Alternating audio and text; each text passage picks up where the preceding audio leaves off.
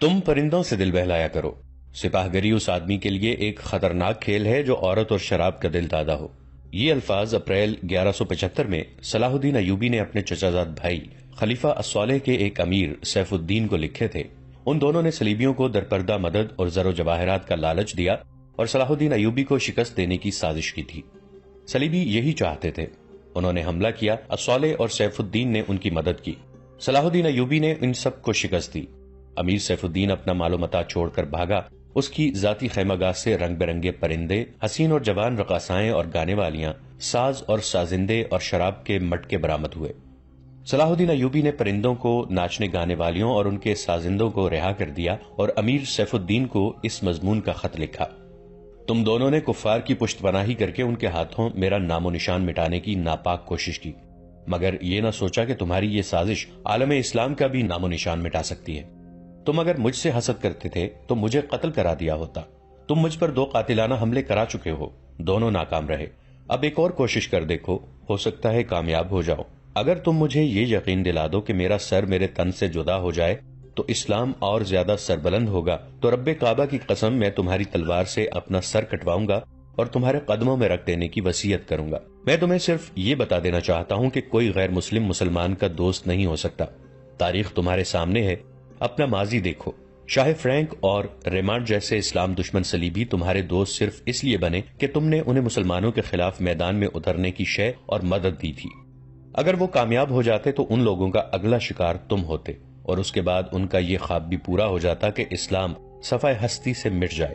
تم جنگجو قوم کے فرد ہو، فن سپاہ گری تمہارا قومی پیشہ ہے۔ ہر مسلمان اللہ کا سپاہی ہے، مگر ایمان بنیادی شرط ہے۔ تم پرندوں سے ہی دل بہلایا کرو۔ سپاہ گری اس آدمی کے لیے ایک خطرناک کھیل ہے جو عورت اور شراب کا دل دادا ہو۔ میں تم سے درخواست کرتا ہوں کہ میرے ساتھ تعاون کرو اور میرے ساتھ جہاد میں شریک ہو جاؤ۔ اگر یہ نہ کر سکو تو میری مخالفت سے باز آ جاؤ، میں تمہیں کوئی سزا نہیں دوں گا۔ اللہ تمہارے گناہ معاف کرے، آمین۔ صلاح الدین ایوبی۔ ایک یورپی مورخ لین پول لکھتا ہے کہ صلاح الدین ایوبی کے ہاتھ جو مال غنیمت لگا اس کا کوئی حساب نہیں تھا۔ جنگی قیدی بھی بے انداز تھے۔ صلاح الدین ایوبی نے تمام تر مال غنیمت 3 حصوں میں تقسیم کیا۔ ایک حصہ جنگی قیدیوں میں تقسیم کر کے انہیں رہا کر دیا، دوسرا حصہ اپنی سپاہ اور غریبوں میں تقسیم کیا اور تیسرا حصہ مدرسہ نظام الملک کو دے دیا۔ اس نے اسی مدرسے سے تعلیم حاصل کی تھی، نہ خود کچھ رکھا نہ اپنے کسی جرنیل کو کچھ دیا۔ اس کا نتیجہ یہ ہوا کہ جنگی قیدی جن میں سے بہت سے مسلمان تھے اور باقی غیر مسلم رہا ہو کر صلاح الدین ایوبی کے کیمپ میں جمع ہو گئے اور اس کی اطاعت قبول کر کے اپنی خدمات اس کی فوج کے لیے پیش کر دیں۔ ایوبی کی کشادہ نظری اور عظمت دور دور تک مشہور ہو گئی۔ اس سے پہلے حسن بن صباح کے پر اسرار فرقے فدائی، جنہیں یورپی مورخوں نے قاتلوں کا گروہ لکھا ہے، صلاح الدین ایوبی پر 2 بار قاتلانہ حملے کر چکے تھے، لیکن خدائے ذوالجلال کو اپنے اس عظیم مرد مجاہد سے بہت کام لینا تھا۔ دونوں بار ایک معجزہ ہوا کہ اسلام کا یہ محافظ بال بال بچ گیا۔ اس پر تیسرا قاتلانہ حملہ اس وقت ہوا جب وہ اپنے مسلمان بھائیوں اور صلیبیوں کی سازش کی چٹان کو شمشیر سے ریزہ ریزہ کر چکا تھا۔ امیر سیف الدین میدان سے بھاگ گیا، مگر وہ صلاح الدین ایوبی کے خلاف حسد اور کینے سے باز نہ آیا۔ اس نے حسن بن صباح کے قاتل فرقے کی مدد حاصل کر لی۔ یہ فرقہ ایک مدت سے اسلام کی آستین میں سانپ کی طرح پل رہا تھا۔ اس کا تفصیلی تعارف بہت ہی طویل ہے۔ مختصر یہ کہ جس طرح زمین سورج سے الگ ہو کر گناہوں کا گہوارہ بن گئی ہے، اسی طرح حسن بن صباح نام کے ایک آدمی نے اسلام سے الگ ہو کر نبیوں اور پیغمبروں والی عظمت حاصل کرنے کا منصوبہ بنایا۔ وہ اپنے آپ کو مسلمان ہی کہلاتا رہا اور ایسا گروہ بنا لیا جو طلسماتی طریقوں سے لوگوں کو اپنا پیروکار بناتا تھا۔ اس مقصد کے لیے اس گروہ نے نہایت حسین لڑکیاں، نشہ آور جڑی بوٹیاں، ہپنوٹزم اور چرب زبانی جیسے طریقے اختیار کیے۔ بہشت بنائی جس میں جا کر پتھر بھی موم ہو جاتے تھے۔ اپنے مخالفین کو ختم کرنے کے لیے قاتلوں کا ایک گروہ تیار کیا۔ قتل کے طریقے خفیہ اور پر اسرار ہوتے تھے۔ اس فرقے کے افراد اس قدر چالاک، ذہین اور نڈر تھے کہ بھیس اور زبان بدل کر بڑے بڑے جرنیلوں کے باڈی گارڈ تک بن جاتے تھے، اور جب کوئی پر اسرار طریقے سے قتل ہو جاتا تھا تو قاتلوں کا سراغ ہی نہیں ملتا تھا۔ کچھ عرصے کے بعد یہ فرقہ قاتلوں کا گروہ کے نام سے مشہور ہو گیا۔ یہ لوگ سیاسی قتل کے ماہر تھے، زہر بھی استعمال کرتے تھے جو حسین لڑکیوں کے ہاتھوں شراب میں دیا جاتا تھا۔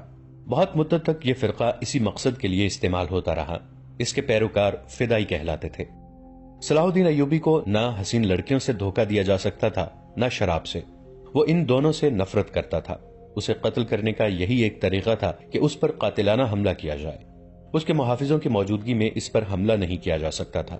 2 حملے ناکام ہو چکے تھے۔ اب جبکہ صلاح الدین ایوبی کو یہ توقع تھی کہ اس کا چچا زاد بھائی الصالح اور امیر سیف الدین شکست کھا کر توبہ کر چکے ہوں گے، انہوں نے انتقام کی ایک اور زیر زمین کوشش کی۔ صلاح الدین ایوبی نے اس فتح کا جشن منانے کی بجائے حملے جاری رکھے اور 3 قصبوں کو قبضے میں لے لیا۔ ان میں غازہ کا مشہور قصبہ بھی تھا۔ اسی قصبے کے گرد نواح میں ایک روز صلاح الدین ایوبی اسیر جار الاسدی کے خیمے میں دوپہر کے وقت غنودگی کے عالم میں سستا رہا تھا۔ اس نے اپنی وہ پگڑی نہیں اتاری تھی جو میدان جنگ میں اس کے سر کو صحرا کے سورج اور دشمن کی تلوار سے محفوظ رکھتی تھی۔ خیمے کے باہر صلاح الدین ایوبی کے محافظوں کا دستہ موجود اور چوکس تھا۔ باڈی گارڈز کے اس دستے کا کمانڈر ذرا سی دیر کے لیے وہاں سے چلا گیا۔ ایک محافظ نے صلاح الدین ایوبی کے خیمے کے گرے ہوئے پردوں میں سے جھانکا۔ اسلام کی عظمت کے پاسبان کی آنکھیں بند تھیں۔ وہ پیٹھ کے بل لیٹے ہوئے تھے۔ اس محافظ نے باڈی گارڈز کی طرف دیکھا۔ ان میں سے 3-4 باڈی گارڈز نے اس کی طرف دیکھا۔ محافظ نے اشارے کے طور پر اپنی آنکھیں بند کر کے کھولی۔ 3-4 محافظ اٹھے اور دوسروں کو باتوں میں لگایا۔ محافظ خیمے میں چلا گیا، کمر بند سے خنجر نکالا، دبے پاؤں چلا اور پھر چیتے کی طرح سوئے ہوئے صلاح الدین ایوبی پر جست لگائی۔ خنجر والا ہاتھ اوپر اٹھا۔ عین اس وقت صلاح الدین ایوبی نے کروٹ بدل لی۔ یہ نہیں بتایا جا سکتا کہ محافظ خنجر کہاں مارنا چاہتا تھا، دل میں یا سینے میں، مگر ہوا یوں کہ خنجر صلاح الدین ایوبی کی پگڑی کے بالائی حصے میں اتر گیا اور سر سے بال برابر دور رہا۔ پگڑی سر سے اتر گئی۔ صلاح الدین ایوبی بجلی کی تیزی سے اٹھے۔ انہیں یہ سمجھنے میں دیر نہ لگی کہ یہ سب کیا ہے۔ ان پر اس سے پہلے ایسے 2 حملے ہو چکے تھے۔ انہوں نے بھی حیرت کا اظہار نہ کیا کہ حملہ آور ان کے اپنی باڈی گارڈز کے لباس میں تھا، جسے انہوں نے خود اپنے باڈی گارڈز کے لیے منتخب کیا تھا۔ انہوں نے ایک سانس جتنا بھی عرصہ ضائع نہ کیا۔ حملہ آور ان کی پگڑی سے خنجر کھینچ رہا تھا۔ ایوبی سر سے ننگے تھے۔ انہوں نے حملہ آور کی ٹھوڑی پر پوری قوت سے گھونسا مارا۔ ہڈی ٹوٹنے کی آواز سنائی دی۔ حملہ آور کا جبڑا ٹوٹ گیا تھا۔ وہ پیچھے کو گرا اور اس کے منہ سے ہیبت ناک آواز نکلی۔ اس کا خنجر صلاح الدین ایوبی کی پگڑی میں رہ گیا تھا۔ صلاح الدین ایوبی نے اپنا خنجر نکال لیا۔ اتنے میں 2 محافظ دوڑتے اندر آئے۔ ان کے ہاتھوں میں تلواریں تھیں۔ صلاح الدین ایوبی نے انہیں کہا کہ اسے زندہ پکڑ لو، مگر یہ دونوں محافظ صلاح الدین ایوبی پر ٹوٹ پڑے۔ صلاح الدین ایوبی نے ایک خنجر سے 2 تلواروں کا مقابلہ کیا۔ یہ مقابلہ 1-2 منٹ کا تھا کیونکہ تمام باڈی گارڈز اندر آ گئے تھے۔ صلاح الدین ایوبی یہ دیکھ کر حیران رہ گئے کہ ان کے باڈی گارڈز 2 حصوں میں تقسیم ہو کر ایک دوسرے کو لہو لہان کر رہے تھے۔ انہیں چونکہ معلوم نہیں تھا کہ ان میں ان کا دشمن کون ہے اور دوست کون، وہ اس مارکے میں شریک نہ ہو سکے۔ کچھ دیر بعد جب باڈی گارڈز میں سے چند ایک مارے گئے، کچھ بھاگ گئے اور بعض زخمی ہو کر بے حال ہو گئے، تو انکشاف ہوا کہ اس دستے میں جو صلاح الدین ایوبی کی حفاظت پر مامور تھا، 7 محافظ فدائی تھے جو صلاح الدین ایوبی کو قتل کرنا چاہتے تھے۔ انہوں نے اس کام کے لیے صرف ایک فدائی خیمے میں بھیجا تھا۔ اندر صورتحال بدل گئی، چنانچہ باقی بھی اندر چلے گئے۔ اصل محافظ بھی اندر گئے۔ وہ صورتحال سمجھ گئے اور صلاح الدین ایوبی بچ گئے۔ انہوں نے اپنے پہلے حملہ آور کی شہرگ پر تلوار کی نوک رکھ کر پوچھا کہ وہ کون ہے اور اسے کس نے بھیجا ہے۔ سچ بولنے کے بدلے صلاح الدین ایوبی نے اسے جان بخشی کا وعدہ دیا۔ اس نے بتا دیا کہ وہ فدائی ہے اور اسے کیمشتگن، جسے بعض مورخوں نے گمگشتگین لکھا ہے، نے اس کام کے لیے بھیجا تھا۔ کیمشتگن الصالح کے ایک قلعے کا گورنر تھا۔ اصل کہانی سنانے سے پہلے یہ ضروری معلوم ہوتا ہے کہ ان واقعات سے پہلے کے دور کو دیکھا جائے۔ صلاح الدین ایوبی کے نام، ان کی عظمت اور تاریخ اسلام میں ان کے مقام اور کارناموں سے کون واقف نہیں؟ ملت اسلامیہ تو انہیں بھول ہی نہیں سکتی۔ مسیحی دنیا بھی انہیں ہمیشہ یاد رکھے گی۔ لہٰذا یہ ضروری معلوم نہیں ہوتا کہ صلاح الدین ایوبی کا شجرہ نسب تفصیل سے بیان کیا جائے۔ ہم جو کہانی سنانے لگے ہیں وہ اس نوعیت کی ہے جس کی وسعت کے لیے تاریخ کا دامن تنگ ہوتا ہے۔ یہ تفصیلات وقائع نگاروں اور قلمکاروں کی ریکارڈ کی ہوئی ہیں، کچھ سینہ بسینہ اگلی نسلوں تک پہنچتی ہیں۔ تاریخ کے دامن میں صلاح الدین ایوبی کے صرف کارنامے محفوظ کیے گئے ہیں۔ ان سازشوں کا ذکر بہت کم آیا ہے جو اپنوں نے ان کے خلاف اور ان کی بڑھتی ہوئی شہرت اور عظمت کو داغدار کرنے کے لیے انہیں ایسی لڑکیوں کے جال میں پھانسنے کی بار بار کوشش کی گئی جن کے حسن میں طلسماتی اثر تھا۔ تاریخ اسلام کا یہ حقیقی ڈرامہ 23 مارچ 1169 کے روز سے شروع ہوتا ہے جب صلاح الدین ایوبی کو مصر کا وائسرائے اور فوج کا کمانڈر ان چیف بنایا گیا۔ انہیں اتنا بڑا رتبہ ایک تو اس لیے دیا گیا تھا کہ وہ حکمران خاندان کے نونہال تھے، اور دوسرے اس لیے کہ اوائل عمر میں ہی وہ فن حرب و ضرب کے ماہر ہو گئے تھے۔ سپاہ گری ورثے میں ہی پائی تھی۔ ان کے ذہن میں حکمرانی کے معنی بادشاہی نہیں، اسلام کی پاسبانی اور قوم کی عظمت اور فلاح و بہبود تھی۔ ان کا جب شعور بیدار ہوا تو پہلی خلش یہ محسوس کی کہ مسلمان حکمرانوں میں نہ صرف یہ کہ اتحاد نہیں بلکہ وہ ایک دوسرے کی مدد سے بھی گریز کرتے تھے۔ وہ عیاش ہو گئے تھے۔ شراب اور عورت نے جہاں ان کی زندگی رنگین بنا رکھی تھی، وہیں عالم اسلام اور خدا کے اس عظیم مذہب کا مستقبل تاریک ہو گیا تھا۔ ان امیروں، ان کے وزیروں اور مشیروں کے حرم غیر مسلم لڑکیوں سے بھرے ہوئے ہوتے تھے۔ زیادہ تر لڑکیاں یہودی اور عیسائی تھیں جنہیں خاص تربیت دے کر ان حرموں میں داخل کیا گیا تھا۔ غیر معمولی حسن اور اداکاری میں کمال رکھنے والی یہ لڑکیاں مسلمان حکمرانوں اور سربراہوں کے کردار اور قومی جذبے کو دیمک کی طرح کھا رہی تھیں۔ اس کا نتیجہ یہ تھا کہ صلیبی، جن میں فرینک، فرنگی خاص طور پر قابل ذکر ہیں، مسلمانوں کی سلطنتوں کے ٹکڑے ہڑپ کرتے چلے جا رہے تھے، اور بعض مسلم حکمران شاہ فرینک کو سالانہ ٹیکس یا جزیہ ادا کر رہے تھے، جس کی حیثیت غنڈہ ٹیکس کی سی تھی۔ صلیبی اپنی جنگی قوت کے رعب سے اور چھوٹے موٹے حملوں سے حکمرانوں کو ڈراتے رہتے، کچھ علاقے پر قبضہ کر لیتے، تاوان اور ٹیکس وصول کرتے تھے۔ ان کا مقصد یہ تھا کہ آہستہ آہستہ دنیا اسلام کو ہڑپ کر لیا جائے۔ مسلمان حکمران اپنی رعایا کا خون چوس کر ٹیکس دیتے رہتے تھے۔ ان کا مقصد یہ تھا کہ انہیں عیش و عشرت میں پریشان نہ کیا جائے۔ فرقہ پرستی کے بیج بھی بو دیے گئے تھے۔ ان میں سب سے زیادہ خطرناک فرقہ حسن بن صباح کا تھا، جو صلاح الدین ایوبی کی جوانی سے ایک صدی پہلے معرض وجود میں آیا تھا۔ یہ مفاد پرستوں کا فرقہ تھا، بے حد خطرناک اور پر اسرار۔ یہ لوگ اپنے آپ کو فدائی کہلاتے تھے، جو بعد میں حشیشین کے نام سے مشہور ہوئے، کیونکہ وہ حشیش نام کی ایک نشہ آور شے سے دوسروں کو اپنے جال میں پھانستے تھے۔ صلاح الدین ایوبی نے مدرسہ نظام الملک میں تعلیم حاصل کی۔ یاد رہے کہ نظام الملک دنیا اسلام کی ایک سلطنت کے وزیر تھے۔ یہ مدرسہ انہوں نے قائم کیا تھا جس میں اسلامی تعلیم دی جاتی اور بچوں کو اسلامی نظریات اور تاریخ سے بہرہ کیا جاتا تھا۔ ایک مورخ ابن الاطہر کے مطابق نظام الملک حسن بن صباح کے فدائیوں کا پہلا شکار ہوئے تھے، کیونکہ وہ رومیوں کی توسیع پسندی کی راہ میں چٹان بنے ہوئے تھے۔ رومیوں نے 1091 عیسوی میں انہیں فدائیوں کے ہاتھوں قتل کرا دیا۔ ان کا مدرسہ قائم رہا۔ صلاح الدین ایوبی نے وہیں تعلیم حاصل کی۔ اسی عمر میں انہوں نے سپاہ گری کی تعلیم اپنے بزرگوں سے لی۔ نور الدین زنگی رحمت اللہ علیہ نے انہیں جنگی چالیں سکھائیں، ملک کے انتظامات کے سبق دیے اور ڈپلومیسی میں مہارت دی۔ اس تعلیم و تربیت نے ان کے اندر وہ جذبہ پیدا کر دیا جس نے آگے چل کر انہیں صلیبیوں کے لیے بجلی بنا دیا۔ اوائل جوانی میں ہی انہوں نے وہ ذہانت اور اہلیت حاصل کر لی تھی جو ایک سالار اعظم کے لیے ضروری ہوتی ہے۔ صلاح الدین ایوبی نے فن حرب و ضرب میں جاسوسی یعنی انٹیلیجنس، کمانڈو اور گوریلا آپریشن کو خصوصی اہمیت دی۔ انہوں نے دیکھ لیا تھا کہ صلیبی جاسوسی کے میدان میں آگے نکل گئے ہیں اور وہ مسلمانوں کے نظریات پر نہایت کارگر حملے کر رہے ہیں۔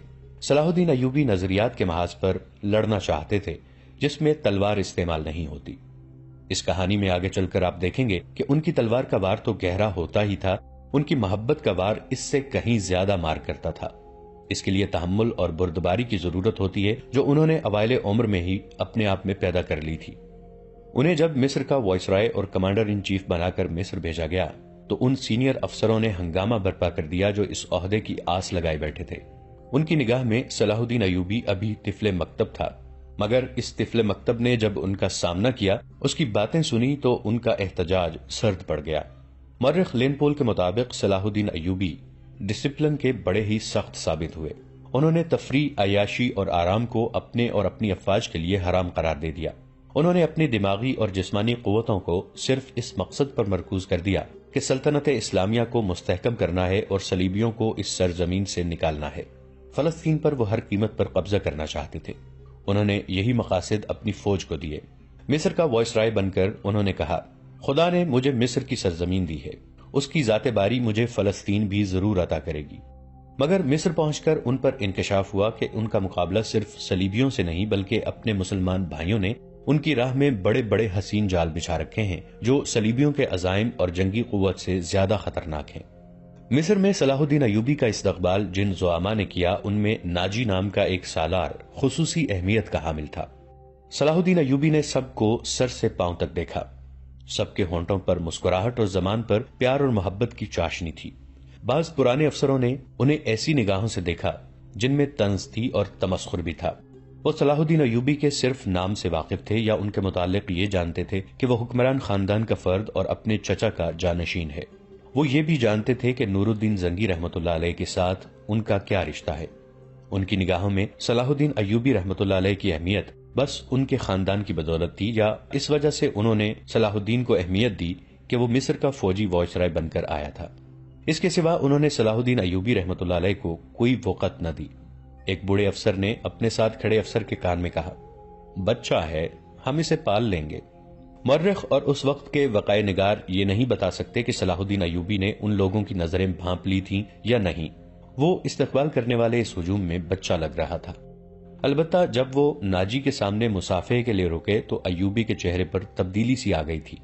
وہ ناجی سے ہاتھ ملانا چاہتے تھے، لیکن ناجی جو ان کی باپ کی عمر کا تھا سب سے پہلے درباری خوشامدیوں کی طرح جھکا، پھر ایوبی سے بغلگیر ہو گیا۔ اس نے ایوبی کی پیشانی چوم کر کہا، میرے خون کا آخری قطرہ بھی تمہاری جان کی حفاظت کے لیے بہے گا۔ تم میرے پاس زنگی اور شرکوہ کی امانت ہو، میری جان عظمت اسلام سے زیادہ قیمتی نہیں۔